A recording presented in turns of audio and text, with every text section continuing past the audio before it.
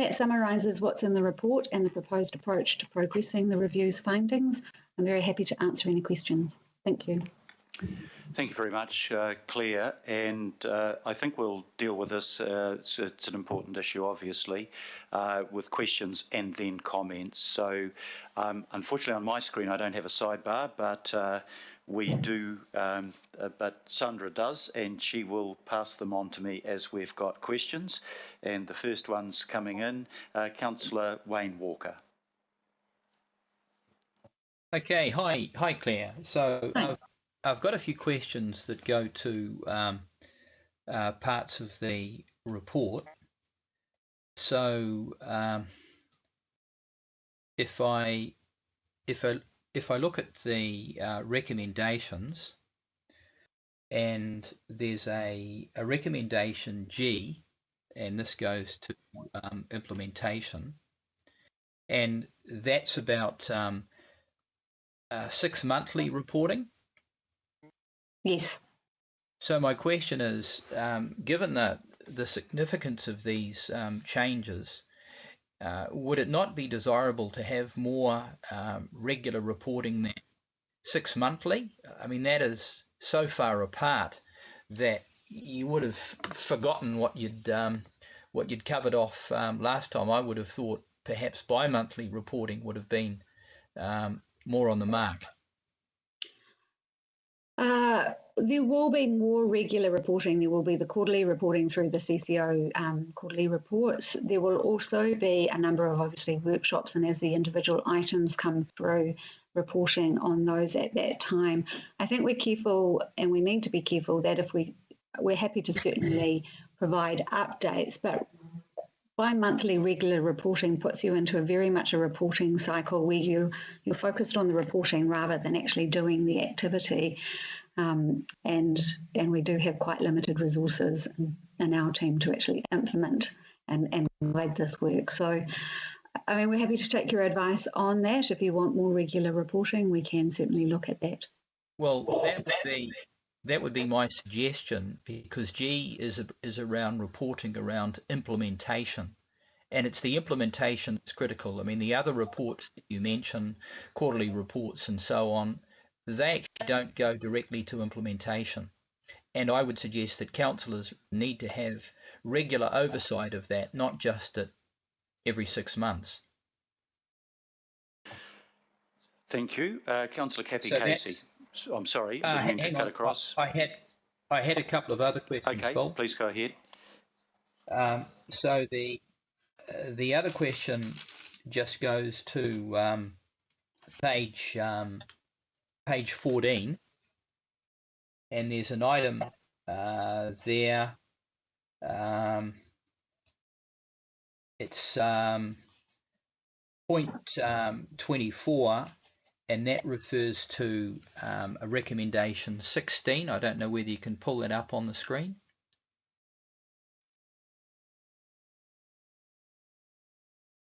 Are you able to pull that up on the screen? Can you just clarify that? You said recommendation 20, point number 24. Page 14. Yeah, page 14. Page 14, it's point 24. Okay, that's in the report. It's not the recommendation you're talking about, so we can't pull that up. But just talk to it, Wayne, and then we'll get an idea of what you're doing. So there's an item there that talks about Watercare and Auckland Transport presenting to us their asset management plans. Sorry, that doesn't line up with what I've got, Wayne. So if you can just clarify, I'm looking at page 14 and point number 24, but it's not what you're talking about. That's about the merger of AT and RFA. So we're talking at cross purposes. Okay, let me just locate it.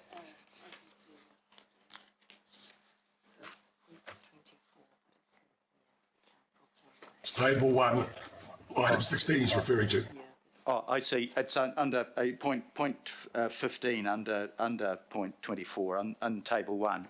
Okay, we're with you now. Sorry. So it mentions asset management plans for Watercare and Auckland Transport, Yep, Okay. I've got that. Point So that's 16. Watercare and Auckland Transport submit their asset management plans and detailed supporting information. My concern is that we should also be embracing Panuku and RFA as well, because they also have asset management plans.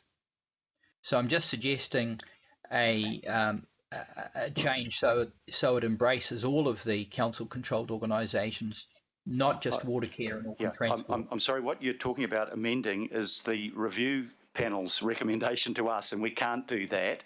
But I am told that there'll be similar processes for the other CCOs, but we can't actually alter the recommendations. The table sets out what the review panel's recommendations are, so we're not in the business, obviously, of amending that. It's how we respond to it.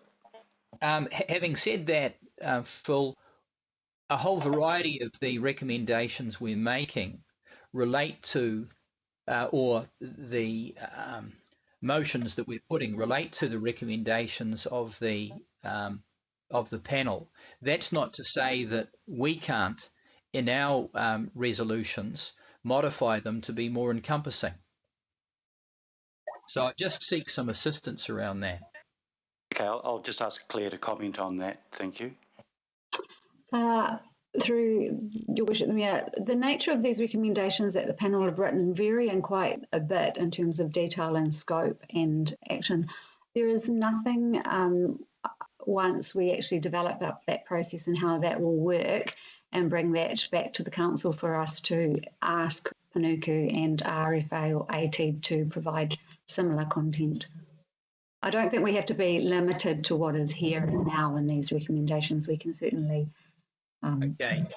In that respect, I've got one other question, and that is that goes to the recommendations on page 15, which is under recommendations that can be actioned now, point 24, and that covers off under 20 strategies that we don't have, for example, water, economic development, and stadiums. It doesn't encompass, for example, marinas that we know should be on our work program, and also the necessity for an investment strategy, which goes to decisions around ports and Auckland Airport and a whole variety of things. We lack an investment strategy.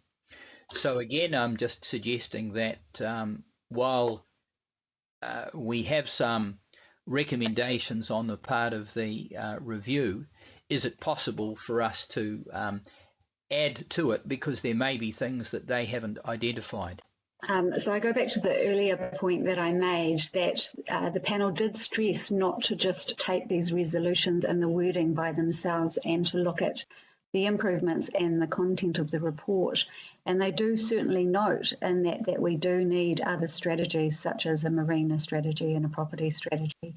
I mean, I think it's when we work up these work programs around that strategy that we will be coming back to the council to seek some more advice on the priorities and how we actually tackle some of these recommendations. Okay, so the order in which we do so. So I just hope that we can pick up on these things and don't just limit ourselves to the recommendations. Thank you. Thank you, Councillor. Councillor Kathy Casey. Okay, thanks, Phil. It's a question for you, and it's in relation to Eden Park and where it sits in this future work programme. If I'm reading the recommendations properly, it's within Table 2, which means that Council or governing body will work with the CCOs, the merged CCOs, to implement that we manage and operate Eden Park with the other 4 stadia. Is that what I'm understanding? So it's the decision will be to implement as opposed to further analysis, which is Table 3?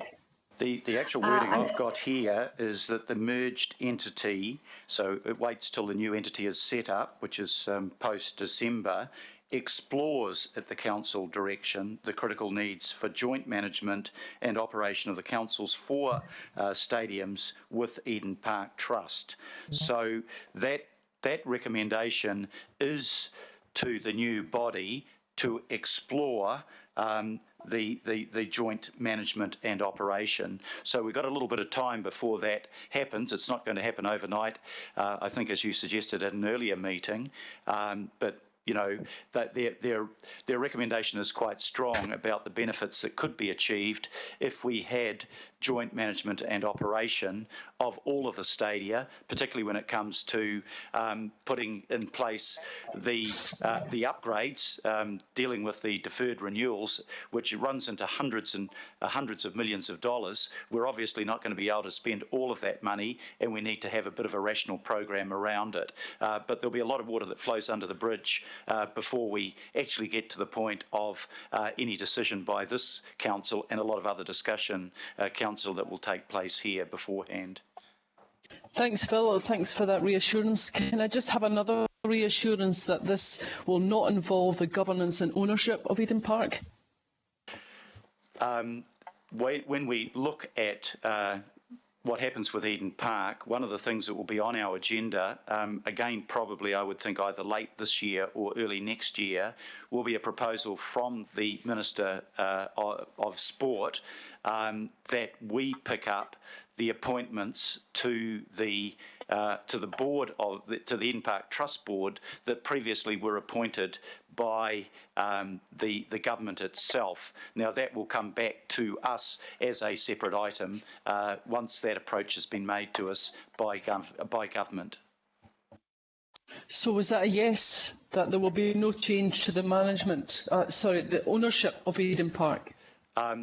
Look, I can't see that there can be a change of ownership in the foreseeable future, in the sense that there is a trust structure, and that probably, I'm a little bit outside of my exact understanding, but that may even require change in legislation.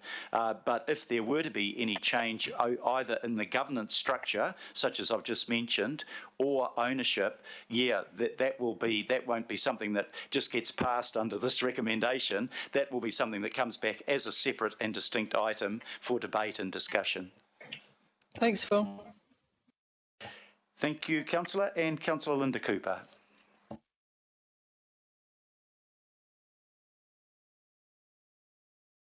Sorry, it just takes a while flicking back between Nexus and this.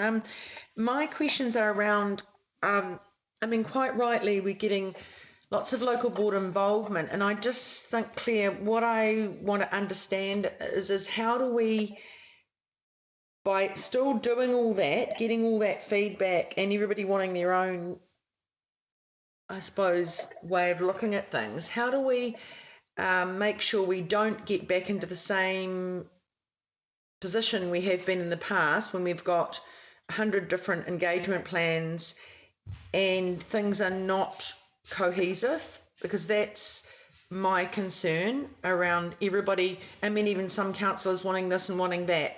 How do we make sure we have a process where we end up with something that is implementable and still not fragmented when we've got so many input vectors? I think you can, Mr. Cooper. I think that is an inherent challenge in this process, and it is just one that we are going to have to work through. I do know that from conversations with the CCO Oversight Committee Chair and Deputy Chair that they are interested in involving the local board chairs or representatives where appropriate, but at the end of the day, some of the decisions will be in the domain of the governing body and various committee members, and some will be in the domain of local boards and some in CCOs. And we are just going to have to find a way through all of that, really, to get the best outcome. Thank you. Thank you, Linda. I think the answer is it's not going to be easy. Implementing these review recommendations won't solve all of our problems. Many of them will still be there in a different shape and form, but the point you make is a good one. Councillor Chris Darby. Mayor, sorry. Look, and I just lost sound for a little while, so I did not hear Councillor Cooper entirely. My question, it could have been related, but my question is of Claire, and it relates to CCO, the review panel recommendation 28, and it's about the liaison councillor review. Claire, back in February, and I'm a liaison councillor for AT, of course, back in February I asked your team to put in place a strategy whereby, or a structure whereby I could be briefed before going to a CCO board meeting, and a structure whereby I could report back and who my key contacts were, etc. Now, I've put that in place myself informally, but there is still no structure. So the liaison council, and liaison is all about communication between CCO and core council, is not complete. I don't want to wait for the review. What structure are you putting in place to support those roles? Because there's a fundamental miss at the moment. I might ask Alistair to respond to that, Councillor Darby. Through the chair, I thought that would be coming my way. I'd also refer you all to recommendation 30 that the council gives its CCO governance and external partnership unit more resources to strengthen monitoring of CCOs. We are endeavouring to support the liaison councillors, and that is happening in a slightly ad hoc fashion at the moment. But the simple fact of the matter is, since February, we've had COVID, we've been in lockdown. Claire, and I think it's worth actually publicly acknowledging, Claire here has been seconded over to the CCO review to act as their secretariat in effect, and has done a huge amount of work there. The team has just been too stretched to adequately provide that support. So, not trying to give excuses, but we are supporting in a rather ad hoc fashion. We will be looking to get back to a sort of more formal and structured routine, hopefully once we're all back in the office and life returns to a bit more normality. But the simple fact of the matter is that the team needs more resource so that it can dedicate more time to supporting the liaison councillors. Well, thank you, Alistair, for that candid response. And it does concern me because we all know as governors of the city that human resources are under massive pressure at the moment and will be under even more pressure in the months and the years ahead. So, Mayor, I think this does need to be closed off. And I would hope that the liaison councillors are given the proper support and our colleagues know what we're doing. At the moment, I'm not guided on that. Thank you. Thank you, Councillor, and I take your points on board. They're valid. More support to the monitoring unit and with the people working on strategy. Obviously, that will be an input to the to the liaison councillor. But I'm hoping also, and this will be an issue for the chair and deputy of the CCO Oversight Committee to look at whether we can incorporate when that committee is meeting again, once we're outside of level 3, that could be a forum where we can get that report back, because I agree, 1, you need to be briefed going in, and 2, you need to pass on what you've learnt and where things are at to others. So those points do need to be acted upon and will be acted upon. I wrote to all the liaison councillors and to the CCOs asking about how the system was working, and generally I got very positive feedback about liaison councillors. But those 2 points that you've raised are gaps in the system. We recognise that really early on, and they will need to be addressed in order for that position to be as effective as it needs to be. So thank you for making those points. Councillor Shane Henderson. Thank you, Mr. Mayor. And just sort of to indulge a small pet niggle of mine, but recommendation 5, Auckland Transport and the Council form a working group to clearly delineate their bylaw making powers. Just a question on what that working group will look like. Will that involve staff or politicians or both? Through the chair, we've only just finished the review and we are just turning our attention now to how we can implement it. I would be taking the advice from the bylaws team and the legal team as to what should be the nature of that working group, who it should report to. It's outside of my explicit area of knowledge, and I would need to come back to you on that. Okay, that's fine. We're sort of further down the path on that. But yeah, look, just to be short, I'm willing to kind of swallow it, but I don't agree personally that Auckland Transport should have any bylaw making powers at all. I know they have some powers in the legislation to do that, but it's anti-democratic, and I'm really glad to see this recommendation. I'd be interested in seeing it advance. Thank you very much, Councillor. IMSB Chair David Taipere. Oh, kia ora, Your Worship. Just a couple of questions in relation to, firstly, recommendation D. Will that implementation lead be an internal appointment or an expert external person?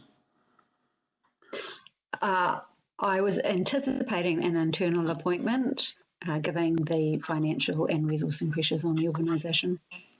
Okay, thank you. My second question is that in relationship to E, with the CCO Council Project Implementation Team, I would have an expectation that the Independent Māori Statutory Board in relationship to the legislation would be included. I also note we are also on the CCO Oversight Committee, but rather than react at that reporting stage, is there support that the Independent Māori Statutory Board will have a representative on that implementation team? Through the chair, that will need to be determined by the lead and the sort of process around that. I don't feel that I can answer that question at this point. Could I just ask a question in supplementary to your one, David? Is that I took it that implementation team would be a staff team rather than a political team, an elected representative team, and I've just had confirmation from the acting chief executive that is the case. So that would be at a staff level, Chair Taipere, not at an elected representative level. Yes, now I understand that. So the question really relates to a member of our secretariat. I'm not sure of the answer to that, but that's something that I'll ask them to consider. Well, thank you for that answer, but as I just want to point out, I'll be strongly pursuing that because it gives effect to the legislation. Thank you. Thank you. We'll take that point on board. Councillor Pipacoom, and I've just had a request from Councillor Dalton that she'd also like you to speak to recommendation P. You could do that either under question or under comment. Probably under comment might be more appropriate. Councillor Coombe. Thank you, Mr. Mayor. I will do it now if that's okay, because it does lead to a question or clarification from Claire and Alistair. Just like to thank them for their work they've brought into this report. In terms of what we're being asked to do today, this is about we're agreeing to start work on the recommendations, and the report makes that very clear that as the recommendations are progressed, there will be more work that needs to be done on the different approaches, and that's in paragraph, for example, is in paragraph 7, but it is throughout the report.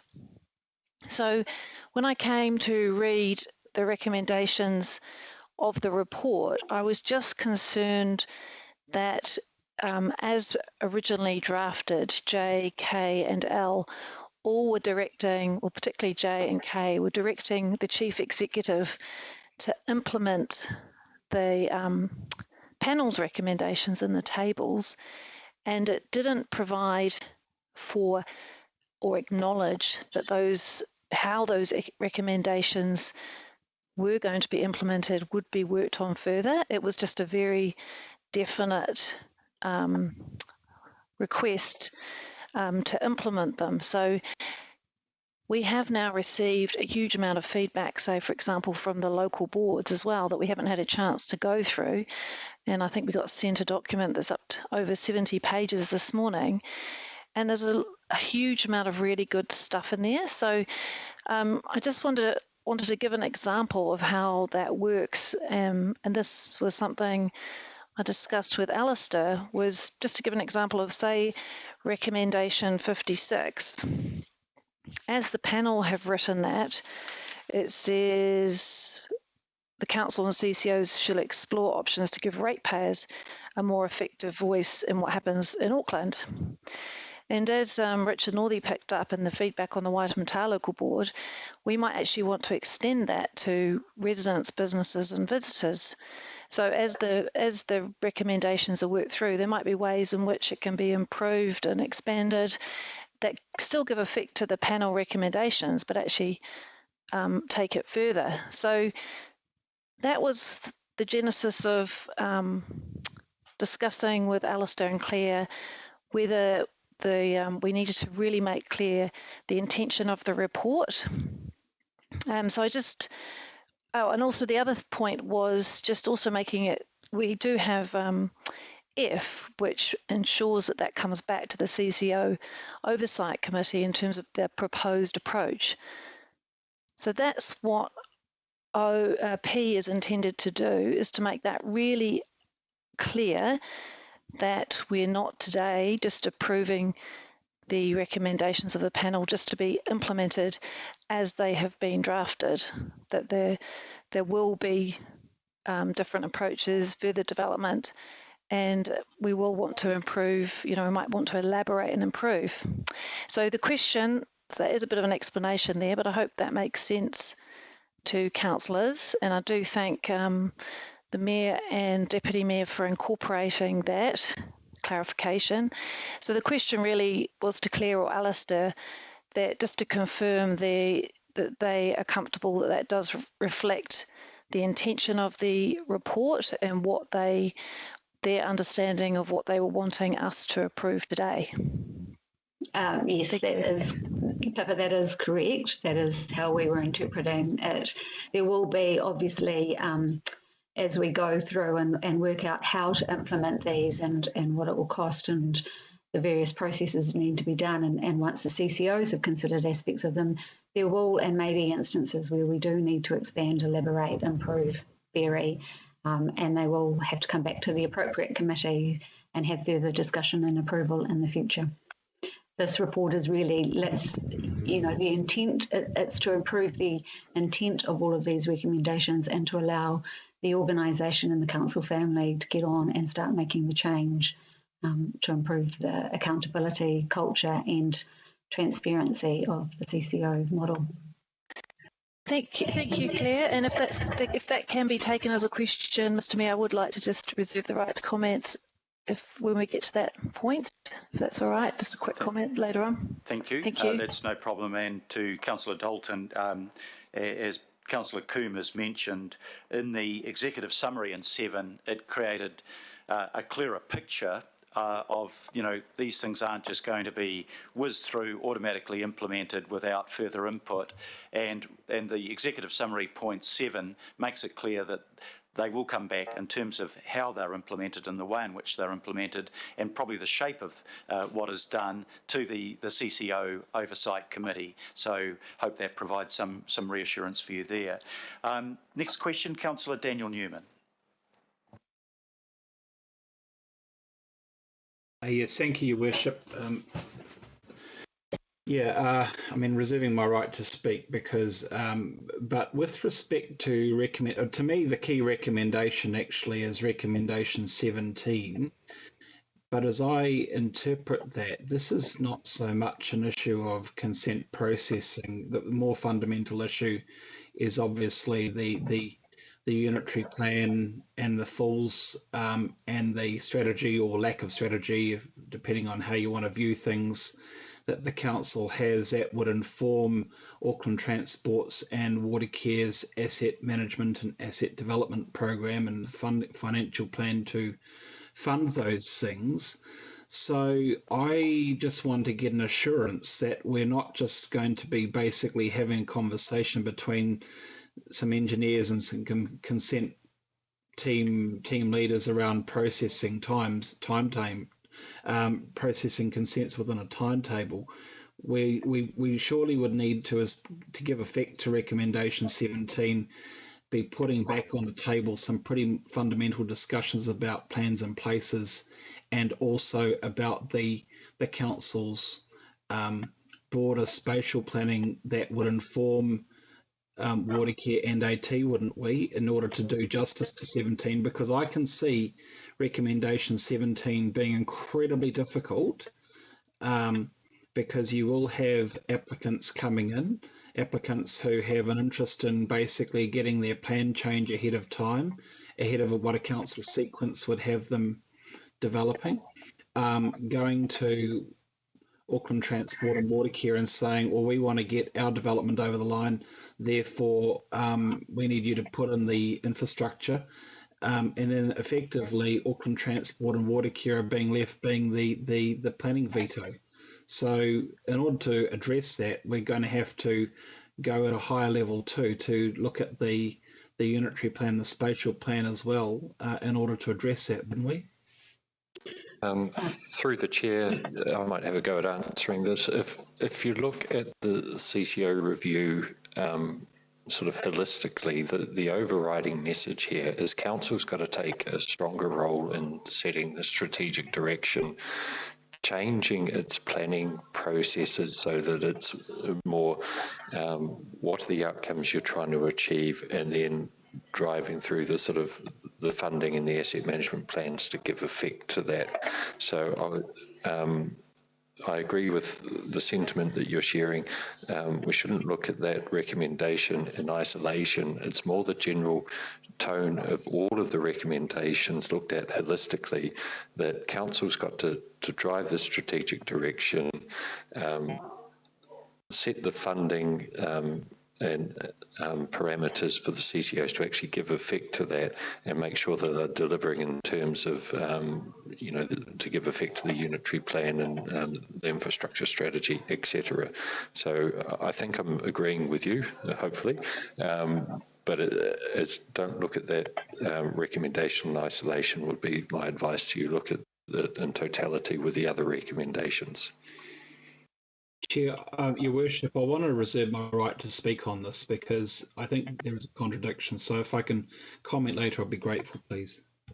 Thank you. Yep, I'm also taking calls for comments at the moment, so please get those in on the sidebar if you wish to speak. At the moment, we'll focus just on questions, and I've got one more question in the name of Councillor Chris Fletcher. Thank you, Your Worship. I can't overstate how much I welcome this agenda item today and the work that everybody's undertaken to get it this far. And I guess I've got a concern, which kind of leads up to my question, and that is that we saw when we had the Royal Commission on Auckland, by the time it got implemented, and I would argue that by the time Rodney Hyde got his hands on it, he sort of butchered it. And so while I'm really appreciating the delicacy with which we are wanting to finesse some of these recommendations to make sure their implementation is correct, I also want the assurance from officers, and that last answer, in looking at all of the recommendations in totality is kind of the way that we should be trying to progress it. But I want the assurance that we are not going to dissect it in such a way that the integrity of the report becomes butchered, as I believe happened with the Auckland legislation. As you know, sir, I've had a concern from the very beginning about the sort of overlaps that we've got, and I welcomed at the start of this term the CCO committee.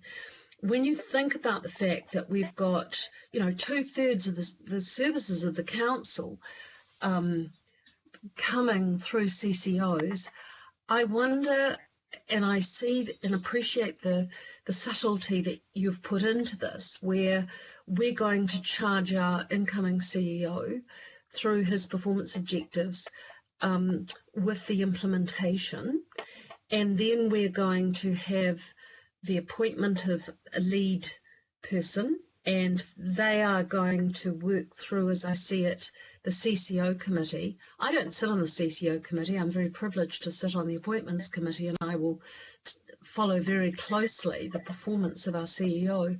But I'm wondering, given the importance of this, whether you are giving any consideration to widening, the committee, the CCO committee may be one, given the importance of this work now, it should be a committee of the whole. I think that there may be others who, like me, who don't sit on that committee. Yes, I can attend it, but I can't vote on it. Are you giving any consideration to further changes that you might want to have in the governance structure, which is your prerogative, in order to optimise the CCO relationships and provide that greater accountability?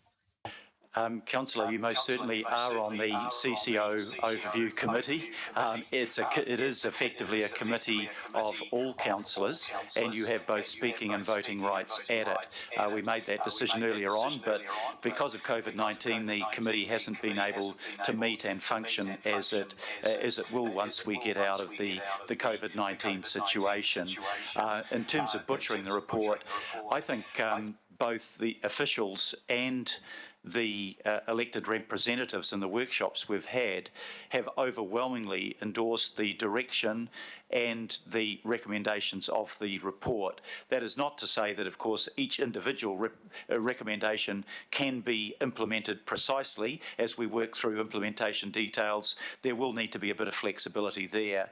But I think all of us have welcomed this report as pointing in the right direction and being critically important for the reasons that we all understand that the CCOs represent the majority of our assets, the majority of our services, and more than half of all of our operational expenditure. So you absolutely have that assurance, and the assurance that as a member of the CCO committee, you'll be able to have input at each point on that. Thank you. Is it your intention to look at some of the other potential overlaps, so that channeling the work, that might currently go through finance, or because it's just really a priority to me that we are sequencing and getting that work coming through, and those accountabilities from our directors, and just bringing that entire package together. I mean, it's a work in progress, but I'm terribly excited about it. I think this is one of the best things that we could have undertaken, but I'd like to feel that you will remain open-minded about where further changes might be required as we move forward.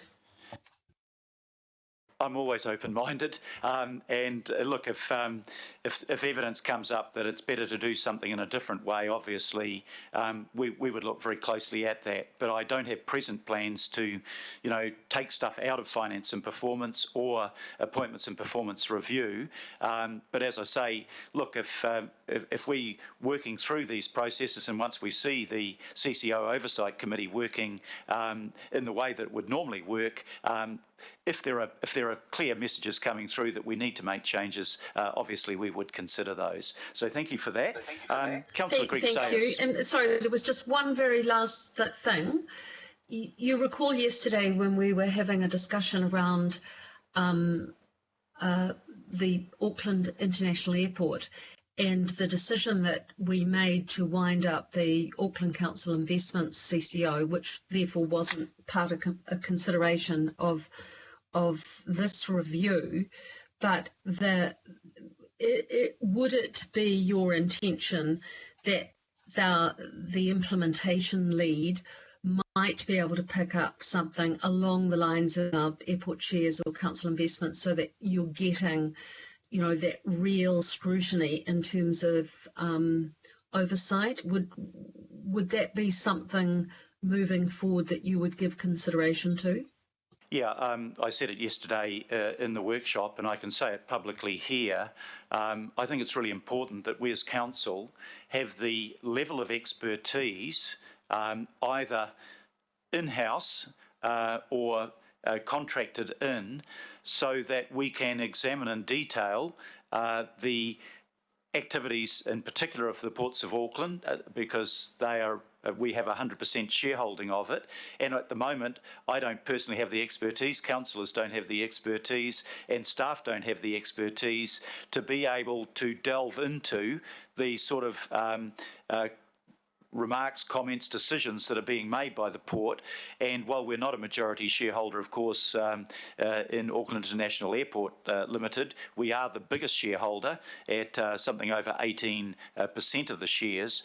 And in respect to both of these bodies, we need to have the expertise that enable us, will enable us to explore the reports and the decision-making of those bodies where we're able to, and there are constraints under legislation that set limits on what we can do, but that when an assertion is made, that we have the expertise that would enable us to determine whether that assertion actually is correct and is in the interests of the people of Auckland who we represent as the owner or part owner of those two bodies. So that's definitely something I raised with the former chief executive, and I will be taking up with the new chief executive when he commences next week. Fantastic, thank you. Thank you. And Councillor Greg Sayers, the last question, and then we'll move to comments. Great. Thank you, Your Worship.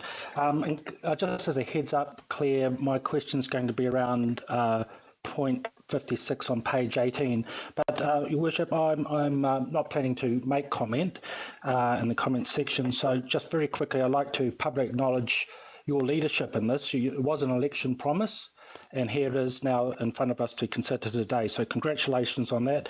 I want to acknowledge the subsequent hard work of the staff and also of the members, the CCO officers, and also what is a very strong impression of the willingness of the executives of those CCOs to work with us going forward. So I think it's a very good news story, Your Worship. Just going back to my question, the actual point reads, for those who can't see the screen, the Council and CCOs explore options to give ratepayers a more effective voice on what happens in Auckland Council, and also how, short of court proceedings, to challenge CCO or Council decisions.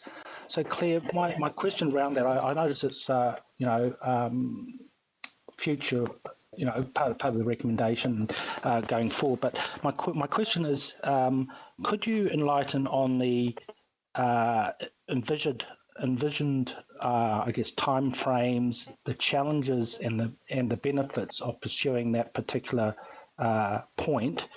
Might be around cost savings, less legal costs, but also how it might loop into streamlining as a feedback mechanism and streamlining and improving council, processes going forward. So it's just one, Your Worship, that I'd like to keep an eye on and see progress. So that's my question. Thank you. Through the chair, look, to be honest, I haven't got to the point, or we haven't got to the point of working out how these recommendations will be implemented and progressed, and what the various work streams will be, and what we will need to consider in those, or the priority given to them. That is the work that we are really now asking approval to start to proceed with. And then that is something that we will need to come back to the CCO Oversight Committee, detailing, what that work program is and how we would look to answer your questions in relation to that recommendation. So I'm sorry, I can't answer it here and now. It's something that we will need to work through in the future. No, Claire, that makes sense. Thank you very much. I guess I'm just flagging that I've got an interest on that, because I can see it as a good quality control measure for us, and also one that the feedback could definitely help organisations' trust and competence ratings with the public going forward. So thank you. I understand the position, and we'll hear from you in future. Thank you. Thank you, Councillor and Councillors, for questions. Look, we'll move into comments now. It's my recommendation that at the end of this paper that we break for lunch. It will probably be lunchtime by then, but that will give our technicians the chance to sort out the problems with the webcast. So thank you, Councillor Sayers, for your comments. And just to state the obvious here, we received this report on August the 11th. here we are, August the 27th, just over a fortnight later, about to make decisions that will implement and progress the key recommendations of that review. And judging from the workshops, just a strong degree of consensus by all councillors that we needed to do this. The review was put in place because there were clear shortcomings in how we interacted with the CCOs, and we have a report that I think all of us, if I can say that, correct me if I'm wrong, have confidence in the professionalism of how that review was carried out, and that the direction of the recommendations of that review will be helpful to Council, to the CCOs and to Aucklanders as a whole. So let's come to comments now, and the first call is Councillor John Watson. Yeah, thanks, Mr. Mayor, and I think it's you've hit the nail on the head there. You know, you're to be commended in the first instance for initiating this review, and very pleasingly, we are moving at some speed, almost rocket-like speed in comparison to the way things usually go. So I thank you for taking the leadership in that.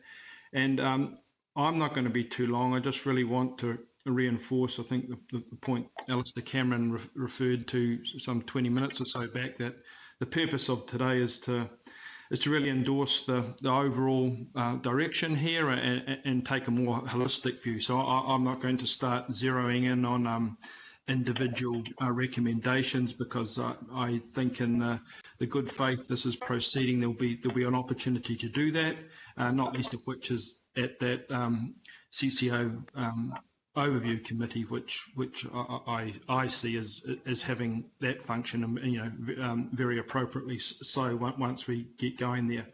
All I really wanted, Mr. Mayor, was to really reinforce the point, given that this is, an endorsement as a whole, that Miriam Dean made on a number of occasions. In fact, if there was one comment she made about 5 times in that last meeting with us, was that no amount of mechanisms will make this work, implementation, accountability, or whatever.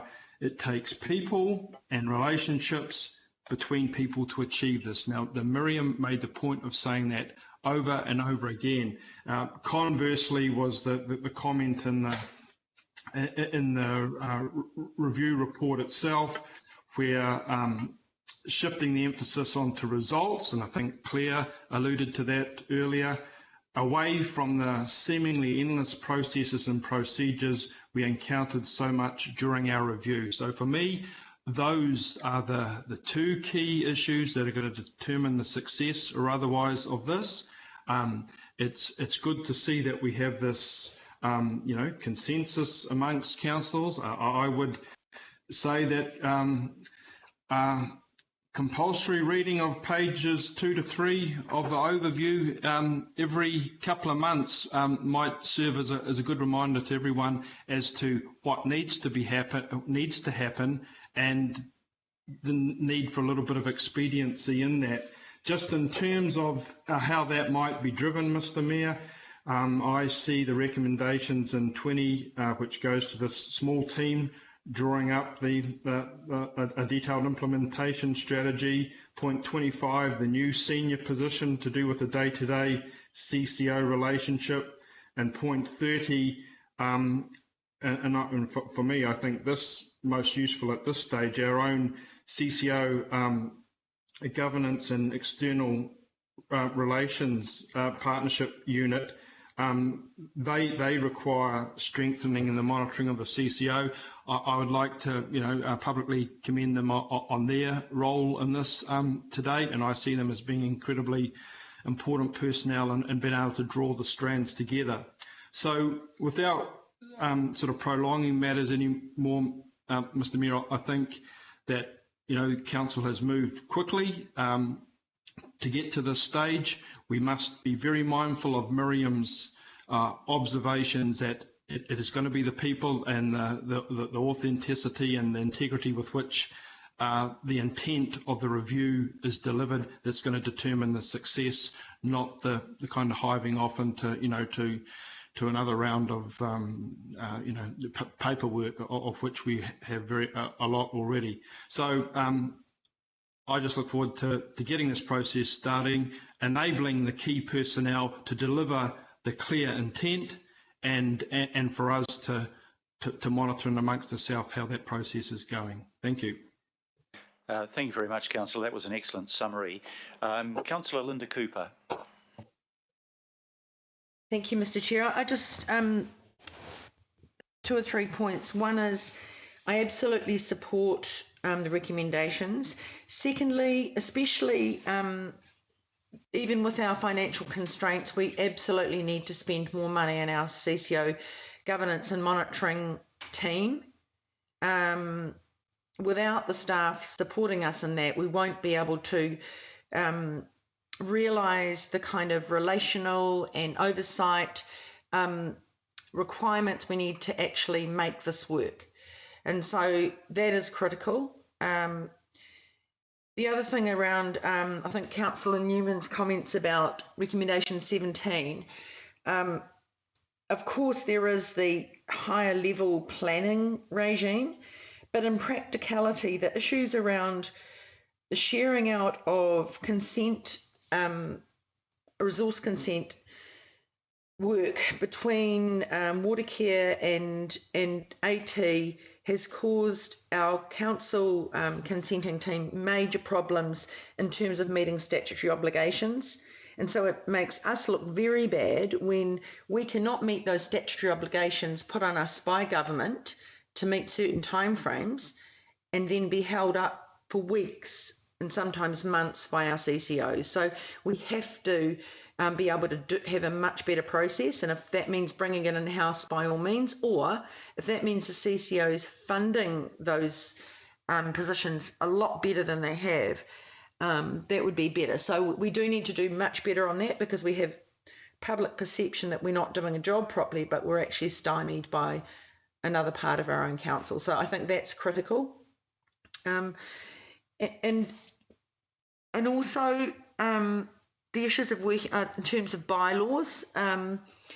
We have had issues with AT and that AT bylaw.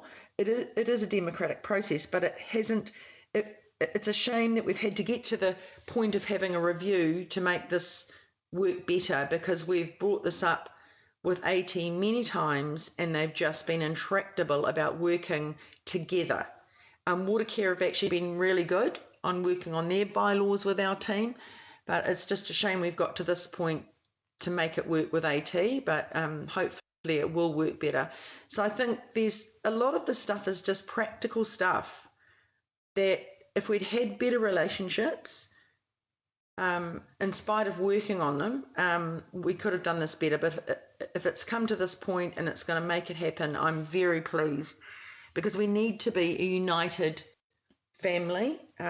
We've had this outward facing, I suppose this inward not working together well, but it doesn't play out well for the public. We need them to have confidence in what we do as a council family. It just leaves big cracks for everybody to tear everybody apart, and that's not helpful in the confidence the public need to have in us. So I think it's a great piece of work, and I think the work that our Claire and the team have done and Alistair to get this going, get this implemented on here today has been extraordinary.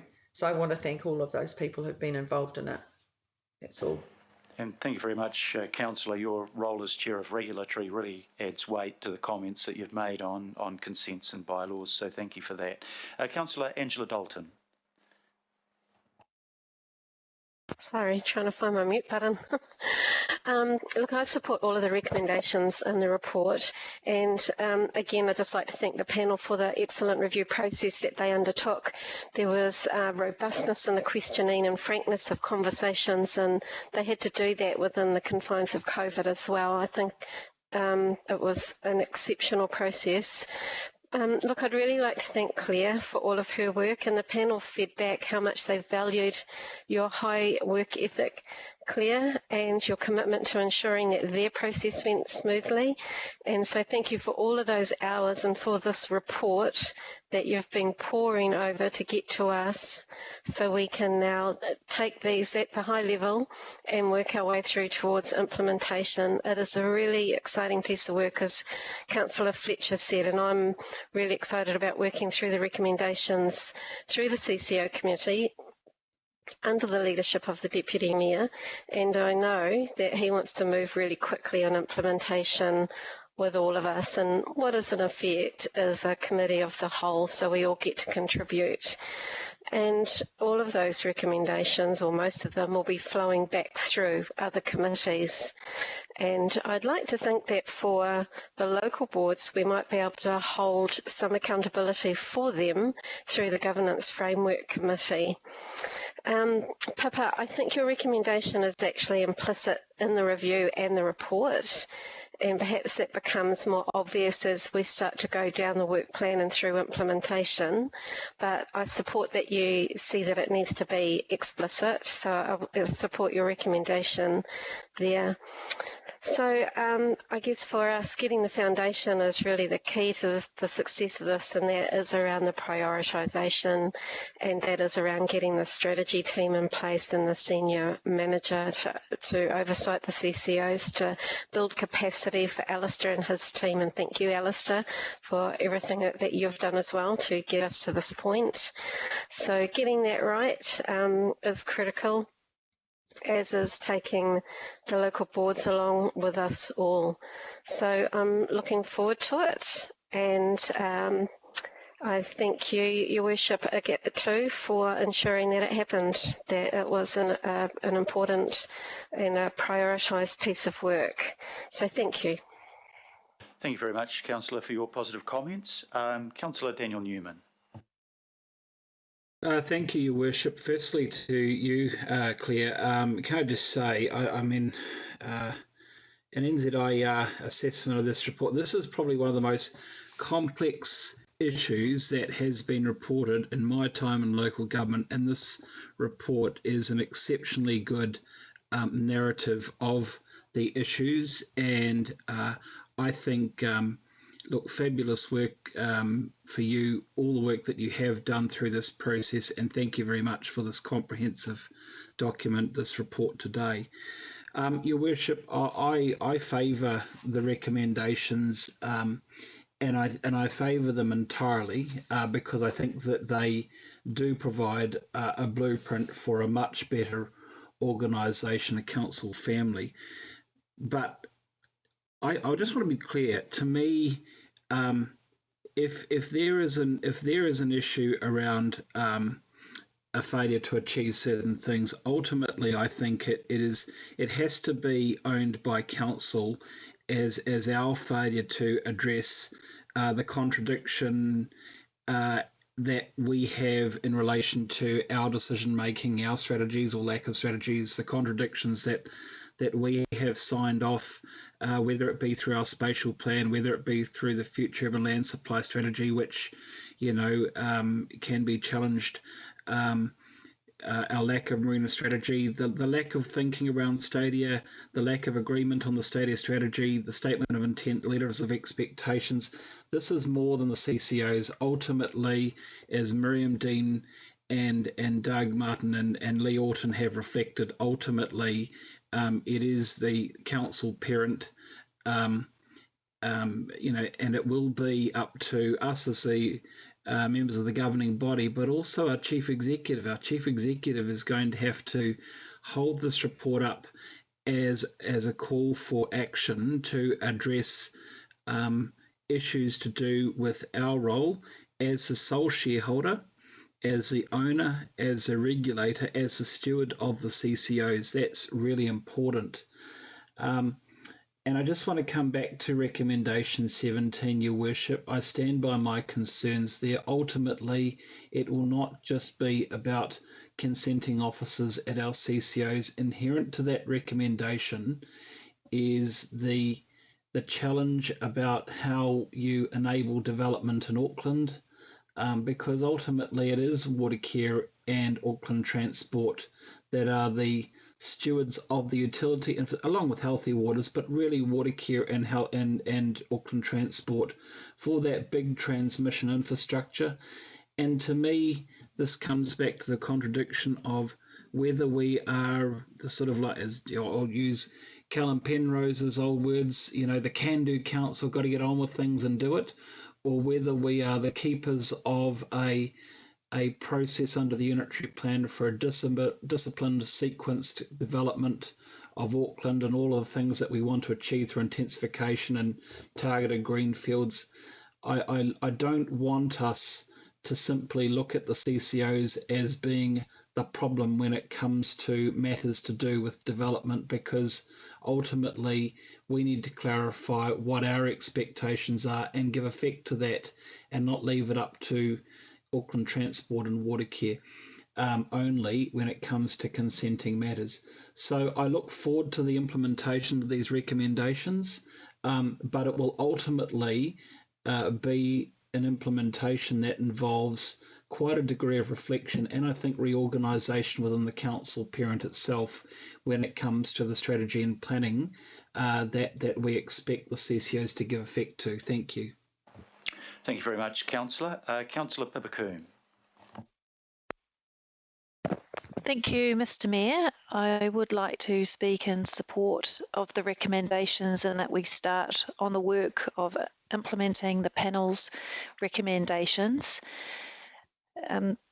It is a very good report and very excellent plain language, and it's very clear at setting out that, contrary to what many of us have been hearing over many years, the CCOs aren't out of control, and that we do have accountability mechanisms available to us. So rather than burning the house down, which perhaps, was an expectation for some that this is what would be the conclusions of the review, I think it's taken the right approach of saying let's strengthen the governance model that we've got and make it work effectively, because there has been huge frustrations over the years that we haven't been able to make it work properly, and especially coming from a local board perspective.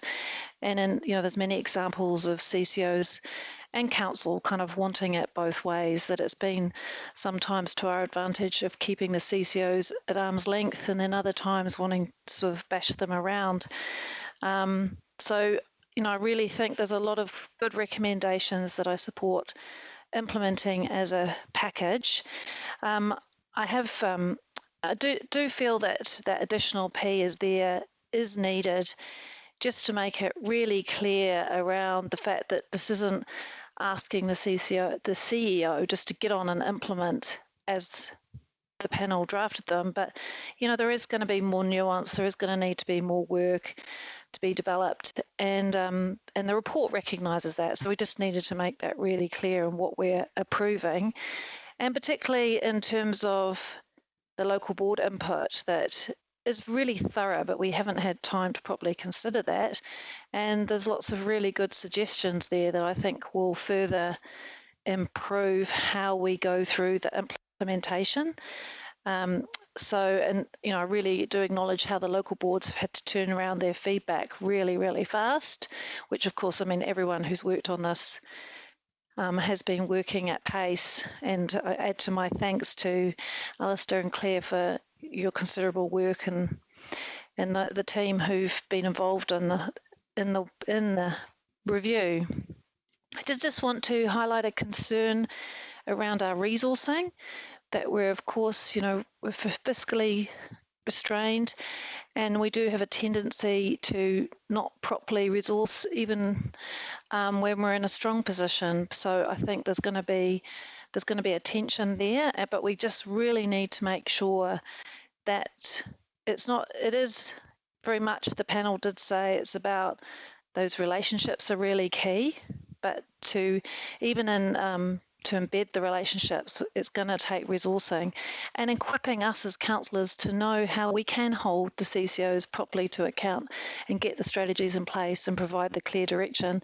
So that is a concern, and I hope that's something we really keep a clear eye on. But I do have the confidence of the chair and the deputy chair of the CCO Oversight Committee in terms of the role that they're going to be playing in really pushing this along and the implementation and the role we've all got. Because I think the report also has made us kind of collectively reflect on what our obligations are in terms of the governance model. And one of the things that really, came out to me was around, that we have this responsibility to govern as a region, and often we forget our regional responsibilities because we get so fixated on what might be happening in our ward. But this, I think, really reminds us to put our heads up and take our regional role seriously. So I think that's just to add to the thanks that have been made, and to acknowledge the huge work of the panel in terms of bringing this together in quite difficult circumstances. That's I'd like to wrap it up there. Thank you. Kia ora. Kia ora. Thank you, Councillor. Councillor Al-Filipino. Thank you, Your Worship. I know that Councillor Fisher was before me, so I'll just leave it with Councillor Collins, if that's okay, Your Worship, and then follow him. Okay, I'm just going on the order that's been given to me, Councillor. So I've got you followed by Councillor Efeso Collins. So Councillor Collins. Thank you, Chair. I hope you can hear me okay. And thanks, Councillor Filipino. You're a good man letting me jump in ahead of you. Sir, I just wanted to say that one of the comments I made in the earlier kind of workshops and discussion we had was I continued to just the one kind of hurdle that I was trying to get over was the statement that CCOs are fit for purpose. And I guess as I've heard the discussion and reread the report, there's enough in the recommendations and what's been suggested to us today in this paper for me to start to feel comfortable that maybe I can land on that position as well. And I think a bit of what Councillor Watson was quite passionate in that, and the idea around relationships. And I've been given the privilege from you to be the CCO liaison for Panuku, and just last Friday I joined the Panuku board for their most recent board meeting, and I think the relationship that I've garnered in the period that I've been the liaison officer has been one that's been really constructive, and information is free flowing. I don't think they ever thought of me that it wasn't going to be a good relationship, but I think what it's done is really that position in particular has allowed a better flow, a stronger flow of information. And I know that at that meeting, as they spoke about the review, and I can't give too much away, but I know that the sentiment that existed in that boardroom last Friday was one where they're keen to participate, keen to engage and grapple with what the review has come out with and how they might move forward. And that's established in some of the recommendations. So I'm really, I'm feeling positive about how the relationships could work. The report talks about collaboration being thin on the ground, and in relation to local boards, perhaps it's time for senior managers to really thresh out how to work better together. And again, that points to stronger, more constructive relationships. So to that end, I'm feeling positive that we will be, or that this model will be a model that's fit for purpose. So congratulations, Mayor. You went out, you said it was going to be done in the last election period. The review, the report has been completed, even with the challenges of COVID-19, and here we are barely 14 days on, or a couple of weeks on, and we're doing everything we can to enact the recommendations that have been forwarded to us. Can I just take a moment as well to thank Claire, who has been really responsive to me as the liaison officer for Panuku, but also in helping me to understand parts of the report where I haven't quite completely grasped what was being said. So I do thank you, Claire. and for the hard work that you've invested into making sure that the panel, that the review panel was supported. So I'm looking forward to this process, Mayor. I think it's going to be really good, and I'm sure that in the reporting mechanisms that are in place, that we won't just see it as a broad overview of accepting the report, that we will get the opportunities in the way it's reported and the way we can check in on how things are going with individual recommendations so that we can keep a running tab on how things are really progressing. Thank you. Whawhatai lava. And Councillor Al-Filipaina now. Talofa, and thank you, Your Worship. I want to add my voice to the congratulations to yourself, to the panel, to Claire, to Alistair and the team. Your Worship, through the workshops that we had in regards to this particular item, I didn't say much, and the reason I didn't say much during the workshops was because I was waiting for today, waiting for decision day in regards to how we implement or how we're going to implement the recommendations from the panel. Your Worship, to those that ended up doing the recommendations, just want to say thank you. The implementation is the key from today, because it's now how we end up working with our local boards, with the CCOs, and with the team, as well as the CCO committee. That is the time where we will see what happens from now on. So, you know, to those that did the recommendations, thank you so much. For us moving forward, my relationship with all the CCOs through this whole, not the review process, but through the implementation of Auckland Council has been a good one. So I've really had no issues. In Pārnuku, I could always go to either Chris or Paul. With water care, I could always go to Ravine or Arnon. With Auckland Transport was always Wally Thomas was my go-to person. And in regards to Pārnuku was Chris. And then we ended up getting our liaison officers. So, Your Worship, it is now looking forward to how we can put in place what the recommendations are. So thank you to you, thank you to the panel, and I obviously support the recommendations and look forward to now working with our CCOs, our team at Council, but also the local boards. Thank you. Thank you very much, Councillor. We now have Councillor Wayne Walker. So this is a really constructive report, and I'm very grateful to Miriam Dean and others, and also the council officers that engaged and supported this, like Alistair and Claire. It's very, very obvious that the test that the recommendations are all about is around implementation. That's around getting things done. And it's also very, very clear that our track record to date, and I quote, is that policies, plans policies don't have the level of practical relevance to CCOs. And I'd suggest that goes much of our strategy generally. It just doesn't have the detail necessary to actually achieve things.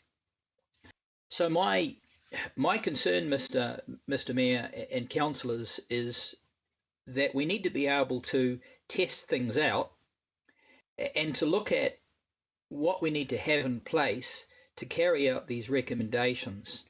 It's very clear, for example, that the panel identified more support for councillors, that we need much more emphasis around monitoring and management.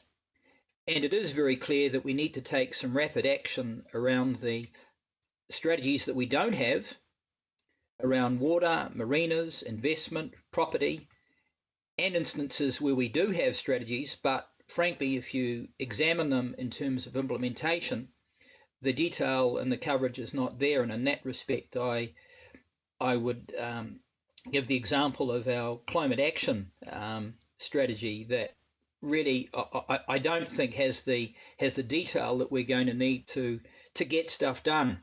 So I would suggest that we pick out some examples and ask ourselves just what is necessary to actually have the level of implementation that is required, and really test things out, because if we don't do that ourselves, we're not going to cut it.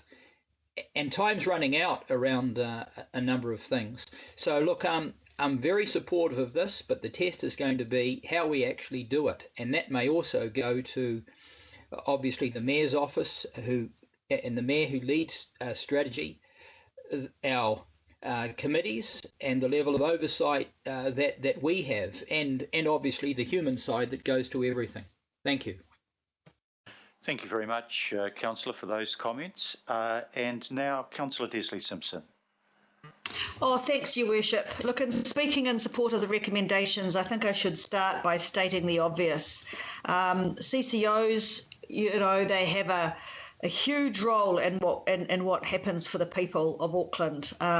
They deliver, pretty much, they take up half of our budget, half of our operational budget, control 2/3 of our assets, and account for 2/3 of the services to the public. So it's a big part of what we do. And what I think has happened, and in the day-to-day busyness of what we do within our own committees, we probably haven't kept as better oversight as we should have of what they have been doing, except for basically the quarterly reports. So look, I want to add my thanks to a number of people. I definitely want to start by the review panel, Miriam, Lee and Doug, an outstanding job. I mean, it's been not just tough in so much that you've had to take, some hard, complex legal and factual material and make it easy for everyone to understand, but you've had to do it within the COVID environment. So I absolutely think that they need a special vote of thanks, and that's noted in the recommendations. I also want to thank the CCOs themselves. Look, they could have pushed back, but they haven't. They've been cooperative and constructive, and I think that's really good. I want to thank the panel in the way they've talked to councillors. I know from my own personal perspective, I can see my comments reflected in some of my comments reflected in the report. So I feel very listened to, and I feel, and I know that some of my local board colleagues feel that as well. I also want to thank Claire, Alistair, Trudy, and Ross for their involvement. I think it's been you've done an outstanding job. Look, for me, this all ties down in the value for money as well. I think it's been an absolutely, it has delivered value for money. And I just want to remind everybody that sometimes in delivering better value for money, you actually have to spend some money. And so therefore I support the recommendations around setting up although I can't see them anymore and I've got too many things open, setting up a special person and a secretariat around delivering on that. Look, and just finally, Your Worship, I want to thank you. It's always a good idea to deliver on your election promises, I'll give you that. But more importantly, look, this is something that I think Auckland was crying out for a long time. And you've delivered it via, obviously, the people concerned in a very timely way, the report. But now, actually, we have to deliver it together. We have to deliver the implementation to deliver. And I want to acknowledge Bill and Angela. You'll play a big role in this as well, and I know that you're going to do an outstanding job involving us all in that. And just finally, the implementation, as everyone has mentioned, is key, and that of course is around people, communication, relationships and teamwork. Te waka aka noa, we are all in this together, and I look forward to developing this further. Thank you. Thank you very much for that, Councillor. And penultimate speaker is Tracy Mulholland. Councillor. Oh, well, thank you, Your Worship. I do want to acknowledge the CCO committee, and of course it's very important that we acknowledge all of the people that have been involved. I especially want to acknowledge you. Thanks, Bill and the team. So I would like to speak in support of all of the recommendations and the additional recommendation that has been put up. So this is incredibly important given the amount of funds that are involved with CCOs. Your Worship, obviously this is a very important part of what we're trying to achieve as Aucklanders to enable us to be a better Tamaki Makaurau. So thank you for your contribution and keeping your promise. So I speak on having had a lot of past experience, and I have declared that I worked for a CCO when the Super City was first established. I had a year with what's now called ATED and have been a staff member. I've also been a chair of a board. So I just want to share that with regards to the report, which I have read, I've made quite a lot of comments on in the workshops from my perspective. I want to acknowledge the Deputy Mayor for actually asking every councillor to comment in the way that you managed that. I thought it was very, very, very good leadership. So this matter before us for the vote, I think, there's been a lot of input from everybody, and I talk about everybody. It has been members of the public who have fed into local boards, who have then fed into the governing body, and the panel have taken those comments into consideration. One of the matters I would like to raise with regards to this, and it's a consideration if this is resolved upon and agreed, that we now have a situation where a lot of people who work for the people of Auckland through the CCOs will, in their view, potentially have a view that this may affect their roles and responsibilities. So I want to raise the matter of the people who do work for us. And whilst there can be criticism from time to time from the public, these are people who care about this city, and so I want to ask the leadership of those CCOs, and when we're going through this change before us, if this is resolved upon and agreed, that I ask the boards, and as the boards, not the local boards, the boards of the CCOs, to make additional effort, extra effort to share with the HR people how important it is that we look after the staff, and then the staff can feed back into the community. So I just highlight that to you, that it is important to me, having very, I think, sound knowledge of working for councils and what that means. So I think we should be very clear that this affects community. And whilst there is some additional resourcing required, I think that is very appropriate given the recommendations of the report. So that to me was something I just did want to raise as a comment, and as you know, I didn't have a question today. I do want to acknowledge that progress, in my view, and from my experience so far on council, is that progress can only be made by working collaboratively and together, by improving relationships. And that is highlighted numerous times throughout this report, that we must be open-minded, and that if we work together and do all that hard mahi, then we will have a better outcome. So I acknowledge that we now move forward, and that my experience in the past has actually been good, very good, in working alongside CCOs, and that's because I value that relationship. I always found them transparent, open and honest and forthcoming and wanting to work together. So now it's up to our team Auckland to achieve a greater success as we move forward in these difficult times. Kia ora. Kia ora, Councillor. Thank you for those comments. And just before I do the right of reply, Chair of the Oversight Committee, Councillor Deputy Mayor Bill Cashmore.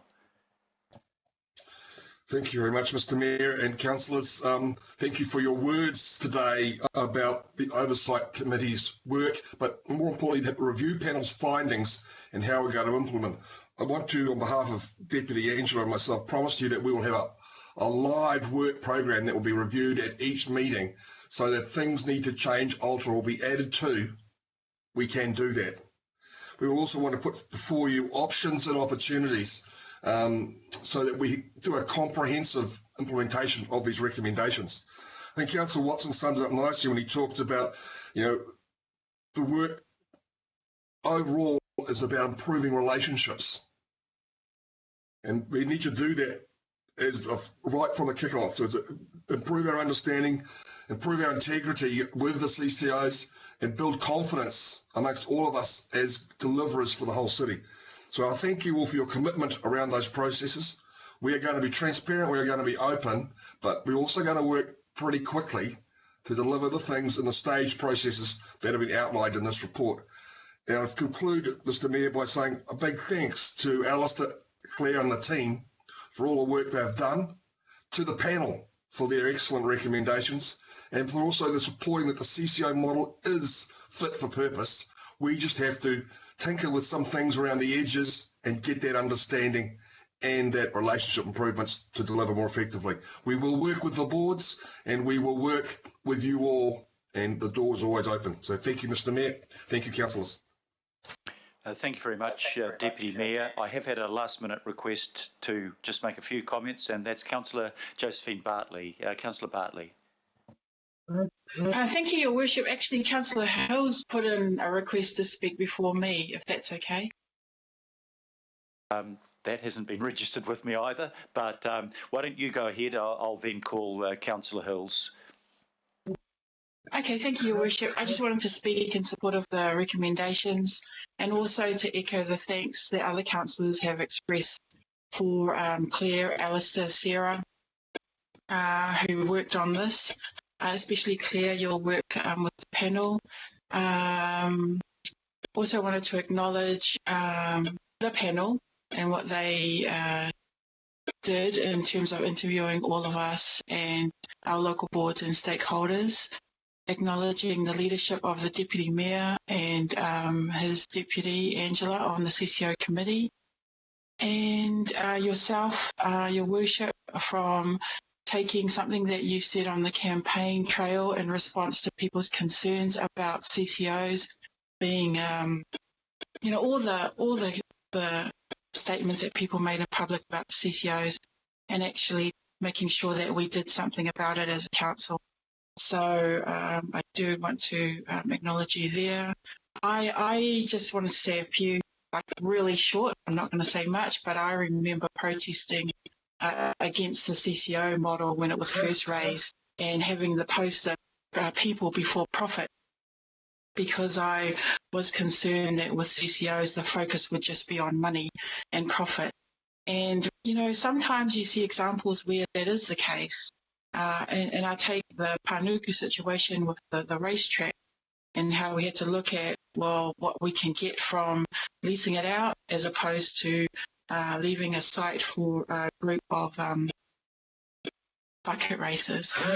So I welcome this report because I hope it will signal a sort of a rejigging of our focus that we pass on to our CCOs. Yes, we focus on people sometimes, but sometimes I don't think we do. So I welcome the implementation that this report will bring for us as a council. So yeah, thank you.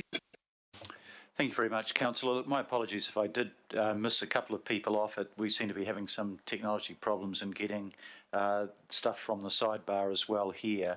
So I'm presuming that I have got everybody else other than Councillor Richard Hills, and I'll ask Councillor Hills to take his call now. Kia ora, Chair, and I think it's my end today. I can't see anything, and every time I comment it says please try again later, and obviously Skype doesn't understand. We can't wait for later. So thank you. Just want to say quickly that it's really positive, and also just want to and I know we get in trouble for thanking each other, but it's just awesome to hear round the many tables we are sitting at that we seem fairly united and positive. And I think for me that has been my experience of the CCOs going the wrong way, and the public's perception of the CCOs, and the fact that largely the one or two big problems or mistakes kind of become the theme, as opposed to all the great work that we are doing with the CCOs and that the CCOs and their staff are doing for Auckland. So for me, I hope this is a kind of a clean, not a clean slate, but a fresh start, I guess, for the relationship, but also the way we, I guess, promote what we're all doing. And also that we're clear on our strategies and where we where we are the ones that are the problem. The relationships haven't been great on a certain number of issues. And I think we also need to make it clear to the public and each other and local boards and anyone basically is that, the CCOs are going to pick up our strategy and our direction and take on our feedback, but that might not always mean we get our way, and it's impossible for all of us to get our way. But I think that's the missing piece of the puzzle, that sometimes the public perceive that they're going to be listened to and get their way, or we are going to be listened to and get their way, but with all the disparate and different strengths and wants and needs, that is impossible for those organisations to take everything on and also achieve everything. I think they definitely listen, and we need to make sure that happens more, but I think it's also about us, that two-way communication. When we set a strategy or when we set a direction or when we give budget for something and then we suddenly don't like the implementation of that, I think it's difficult. Puts them in a difficult space. I've seen it. They halt what they're doing. They put it in the back. They've wasted all that money in planning, progressing something for us to just stop it at the last minute or stop it when it hits headlines. So I think there's lots to improve on, and it's always an improvement, but I'm glad we haven't just thrown everything up in the air and tried to pull everything apart, when I think generally we are achieving a lot as a city compared to pre-Super City, in my opinion, especially when you're looking at infrastructure and events and economic development and the running of our, the zoo and others. There's lots of good stuff and funding available and capital raising and things that we're getting on top of. So generally, just want to thank each other, but also the panel. But I think it's really on us to make sure that we kind of complain constructively as much as possible. I know politics gets in the way, but I think the public will be happier and calmer that the system's working if we kind of are able to show that. So thank you. Kia ora, Councillor, and thank you very much. Look, I think this has been a really good discussion, and I want to acknowledge and thank all councillors for their input, and some that haven't spoken today but did speak in the workshops. I think I'm really confident about saying that this has a consensus support from across the board in Council, and that's really important given the importance of the topic. It's Murphy's Law. A discussion like this would have been great to have out on the web, and I apologise to councillors that technically that hasn't happened, but we have recorded it and it will be available. I didn't make a lot of promises in the last election campaign. I knew the constraints that we were under, and that wasn't very wise to make a lot of promises. But one promise I did make was to do a review in this area. And that was partly because I felt, as I think all of you felt, that there were things that we needed to do better between ourselves and the CCOs. They are such an important part of the delivery of our services to the public. And the public viewpoint out there was too often negative about the CCOs, their very existence sometimes, and if not their existence, how they worked. So what we got, and might have been my undertaking to have the review, but it was a collective decision by all of us to set it up with the terms of reference and with the review panel, which turned out to be, as we hoped and expected, a really professional and competent panel that did the job thoroughly. And it was really important through this process not to enter into the blame game, as Councillor Hills has just commented. There are things that the CCOs need to do better. There are things that we need to do better. And you very rarely advance a cause by saying it's not working right and it's their fault. When it's not working right, we all look at how we can make it work right, how we can do it better. And no better time to do a review like this than 10 years after the establishment of our amalgamated City Council. I said at the beginning when Councillor Watson made his comments that I thought it was a very good summary, and we probably could have finished at that point, John.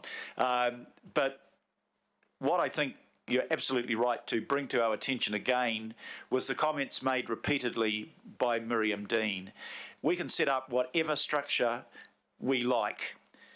But what makes it work is relationships, how we interact with the people that we appoint to the boards and with the chief executives of those organisations.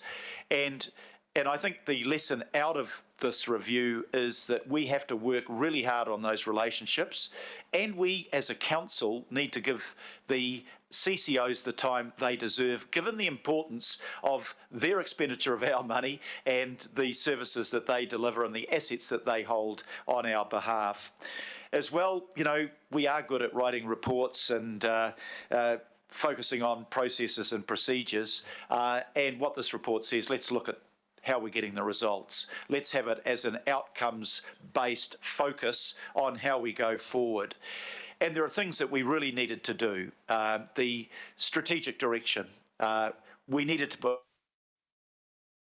something that was commented on by different councillors over a period of time, and we now will be putting that strategic direction in place, as we are, for example, in the area of water strategy and ensuring the resilience of water supply for our city. We need to make sure that while we have had to downsize our organisation, in the critical positions where we need people with the strengths and the skills and the abilities to develop that strategic direction with us, we've got them on board. We need to make sure that if we've got a CCO monitoring team, that we give them the resources to do the job, that they can then provide the advice to our liaison councillors who are our representatives on the board, not as acting board members, but to liaise with those boards so that they know what we think and we know what they're doing, and we can build those relationships. So I think all of those things are really important. I think the recommendations we've got here are good recommendations. Just caution that it won't solve all of our problems. You know, it will take us a long way in the right direction. But some of the things that they've commented on and the things that we need to do are really complex and difficult challenges, and we will still have those challenges, but we will have a better structure and a better set of relationships in which to get our decisions right. So a big thank you to the panel, to our staffers on it, and particularly Claire and Alistair for the work that they have put in, to Bill Cashmore and to Angela Dalton, who are chairing our oversight committee, that now have the big job of turning the recommendations, working with staff, into practical outcomes. And a big thank you to everybody that has contributed so constructively and positively today. Normally I would take this vote by division, but I think I've heard no voice of dissent, and unless somebody requests a division, I will call the vote on the voices and regard the result as unanimous. But if there's any objection to that, please raise that now before I do so. Okay. The recommendations have been moved by myself and seconded by the Deputy Mayor. All those in favour, please say aye. Aye. Aye. Are there any voices in dissent? I declare the motion carried unanimously. Thank you very much once again. It's now 12:34. I recommend that we come back at 1:05 for the other items on the agenda, and we still have quite a big agenda ahead of us. And can I also ask you please to log out of this call now and to come back in just after 1 o'clock, and that if there's anything that we've done in logging in that might be interfering with our ability to broadcast, to send out on the website, maybe we can fix it that way as well. Okay, look forward to resuming this meeting at 1:05. Thank you very much.